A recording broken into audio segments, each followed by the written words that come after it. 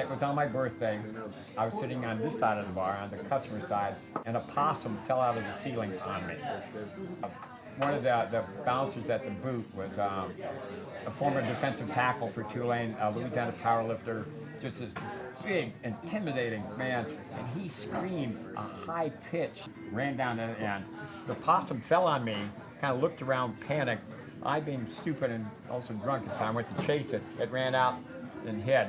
In New Orleans, we pin money on us for birthdays, and I remember going home after surviving my birthday the next day thinking, what are the chances of a possum falling on me in the middle of the city on my birthday in a bar? I took some of the money, went and bought a scratch-off ticket, won $50, and then we decided we were going to invent a drink, and we call it the possum drop.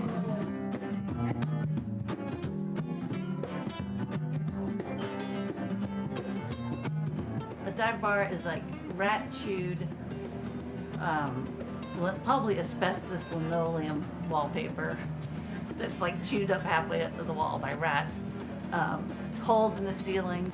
Centers more on the people inside of it as opposed to creating some sort of fantasial pretense. New Orleans just has like not only dive bars but like backyard bars where you're just kind of like in someone's house, in someone's garden. Drinks are cheap. Music's good. Company is interesting. People think divey, they think dive bars are just crappy bars that but it becomes a community.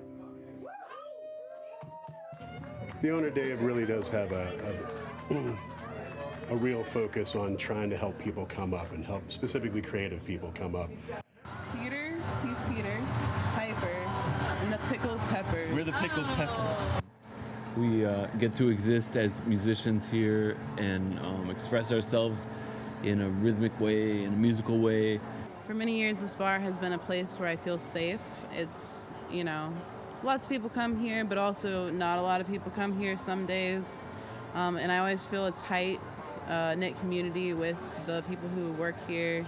Same thing with the food, We have a woman who had a brick and mortar restaurant for a while, and sadly that didn't work out for her, but now she can come here. You have to put your hands on your head and go, oh my God, this city has so much good food that even a pop-up in a dive bar is going to be the thing that's going to turn you on that.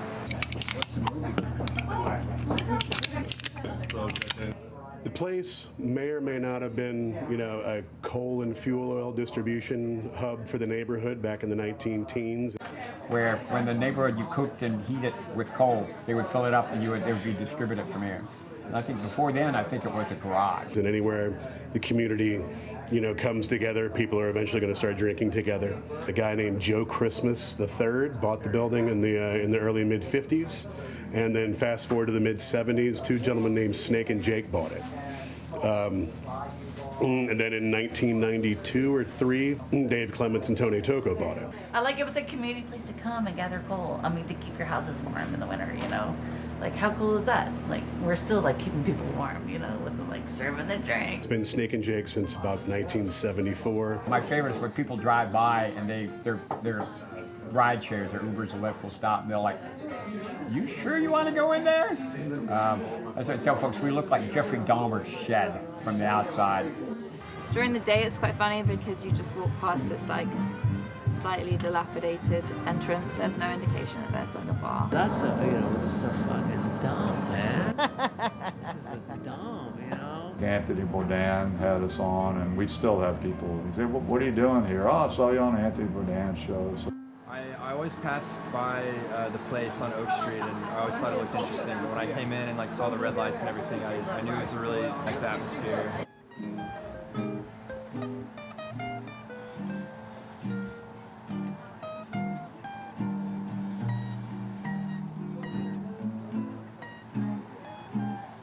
Dave is the sweetest, funniest person you will ever meet. People can see him as kind of a pillar of the community.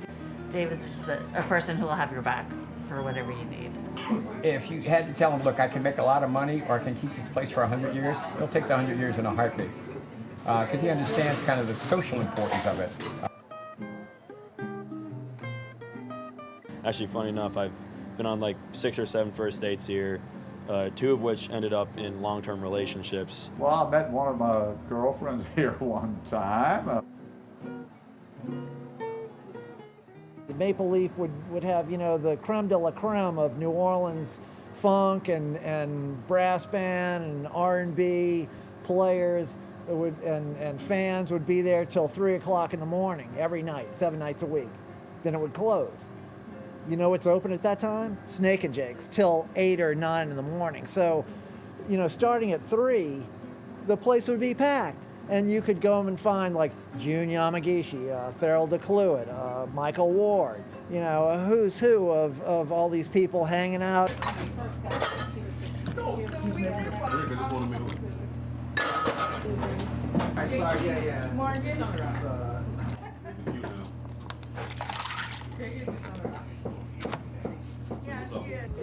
If I wanted to do that, or if you do that, what song would you have, or what band would you have done?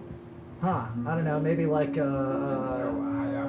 Raw Power or something. Yeah, so maybe Stooges, the Stooges, MC5 maybe. The Dolls maybe.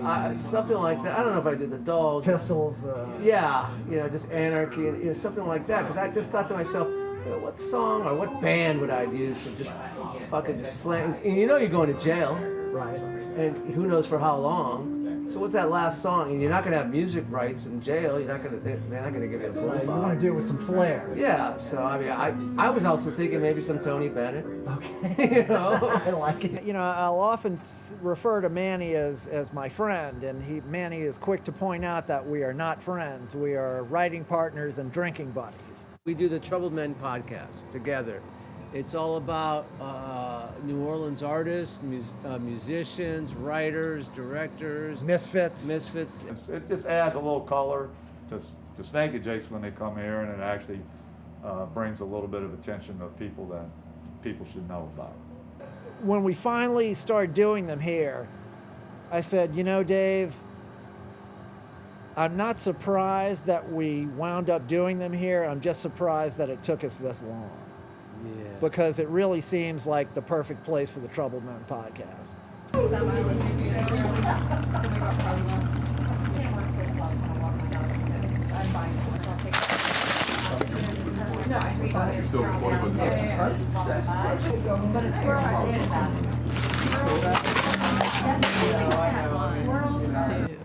One, two, three, four.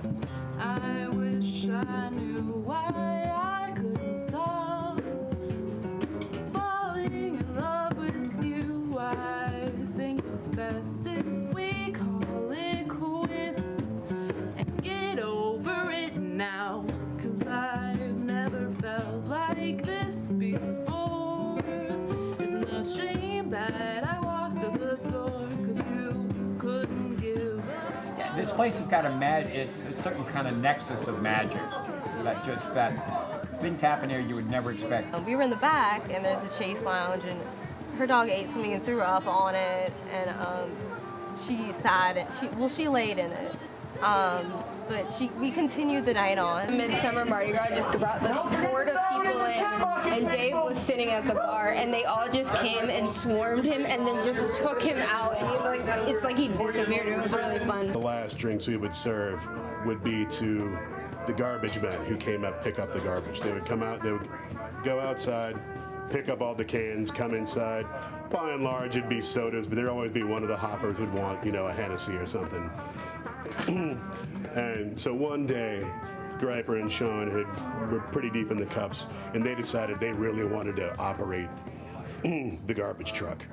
And they were, you know, having a little spat outside about which lever was the one that operated the crusher and pushed an entire neighborhood's worth of garbage out onto the street in the rain.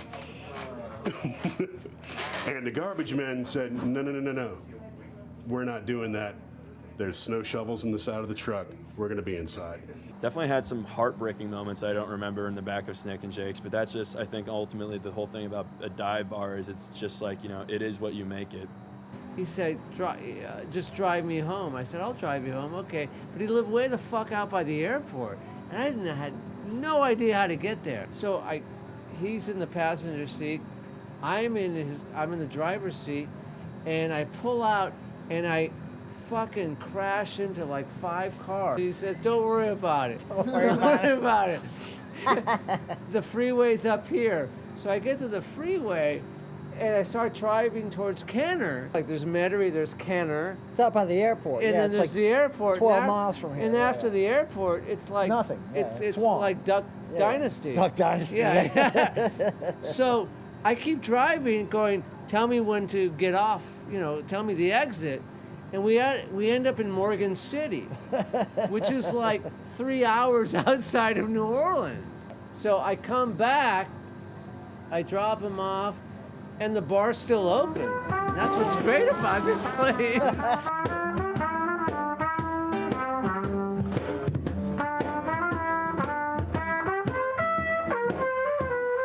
Orphan Thanksgivings is something that happens at a lot of dive bars. You don't have a family to go home to, so you end up at the bar. And it's a very real thing for people. We come here for Christmas or for Easter. It's like a family away from your family, like it's a found family. Snake and Jake's is also the place that has been there for me like every major holiday.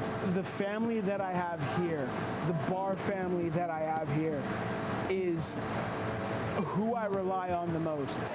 A dive bar is not only a place, but I almost call it a roughly kind of a social state of mind. It's that I think the dive bar is a place that sets all expectations aside, and that you don't, whatever pretense you have, you got to leave at the door. You can only go there and experience a couple of nights to really know its charm. Otherwise, you walk in and you're like, where am I? Why am I here? And some of the best moments of my time here have pretty much exclusively happened after 2 o'clock in the morning. It's possums dropping from the roof, It's a vessel for a greater experience. I've loved all the experiences I've had here, even the ones I don't remember. It brings together, various different walks of life. Anybody can walk in here from anywhere in the world, pretty much, and just be totally comfortable. I hope when I'm gone, it'll stay somewhat close to what it is. You look around you, these 100 or 200-year-old oaks, it's fucking majestic, man. It's, I see Jupiter there shining so bright off in the distance.